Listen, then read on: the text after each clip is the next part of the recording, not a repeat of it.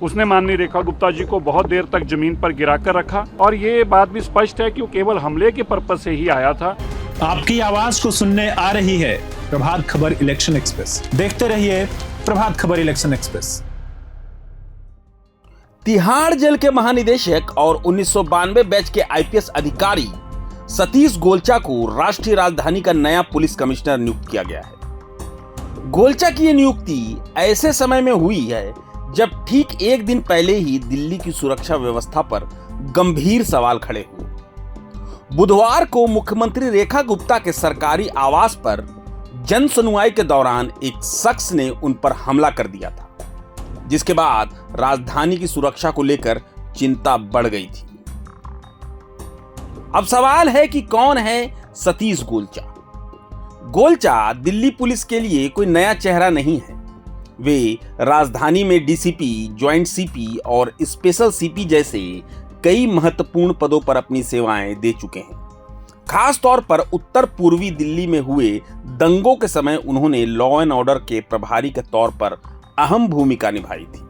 उन्हें एक सख्त लेकिन व्यवहारिक अफसर के तौर पर जाना जाता है।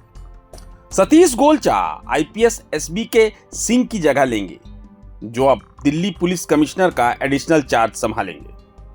महज 22 दिनों के भीतर दिल्ली पुलिस के शीर्ष पद पर यह बड़ा बदलाव किया गया है। मुख्यमंत्री की सुरक्षा में चूक के ठीक बाद सतीश गोलचा की इस नियुक्ति से साफ है कि अब दिल्ली की कानून व्यवस्था और वीवीआईपी सुरक्षा को लेकर कोई कोताही बर्दाश्त नहीं की जाएगी। अब देखना यह होगा कि अपने लंबे अनुभव के साथ गोलचा राजधानी की इन बड़ी चुनौतियों से कैसे निपटते हैं। माननीय मुख्यमंत्री जी ठीक है, उनको हमलावर ने पिछले एक दिन से रेकी कर रहा था। वो शालीमार बाग में रेखा गुप्ता जी के घर भी गया था, उसने वहां भी जाके सारी वीडियो बनाई। रेखा गुप्ता जी जनता को आके साधारण तौर से हजारों लोगों को मिलती हैं, बिना सुरक्षा के मिलती हैं, ऐसी वीडियो में उसकी जानकारी थी। उसने माननीय रेखा गुप्ता जी को बहुत देर तक जमीन पर गिरा कर रखा। उसने हमला करने की उसकी जो मंशा थी वो बड़ी स्पष्ट है और ये बात भी स्पष्ट है कि वो केवल हमले के पर्पज से ही आया था। उसके हाथ में कोई जन सुनवाई का कागज भी नहीं था, उसके हाथ में कोई ऐसी दरख्वास्त भी नहीं थी।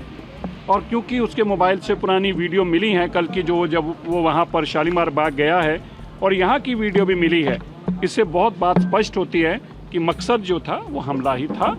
और रेखा गुप्ता जी ठीक हैं, जैसे अभी परवेज जी ने बताया, जन सुनवाई जारी रहेंगी, हर तरीके से पब्लिक को इंटरेक्शन उनकी जारी रहेगी और दिल्ली के काम किसी सूरत में नहीं रुकेंगी। एक महिला मुख्यमंत्री को ऐसा ना माना जाए कि महिला होने के नाते को हमला करेगा तो उनको डराएगा, धमकाएगा तो उनके काम में कोई फर्क आएगा। जन सुनवाई भी जारी रहेगी और दिल्ली के विकास के लिए निरंतर हमारी दिल्ली की मुख्यमंत्री एक शेर की तरह काम करेंगी और किसी भी तरीके का उनके मन के ऊपर दिल्ली के लोगों के काम को लेकर रुकने का कोई भी कारण नहीं है। इसलिए बस हम ये बताना चाहते हैं, लग रहा है कि सुरक्षाकर्मी कम थे। देखिए, माननीय मुख्यमंत्री जी हजारों लोगों से मिलती हैं, अक्सर आपने देखा है कि वो इस चीज में सुरक्षा को बीच में नहीं आने देती और एक जनप्रतिनिधि का ये फर्ज भी बनता है कि ज्यादा से ज्यादा जनता को सहूलत देकर मिला जा सके।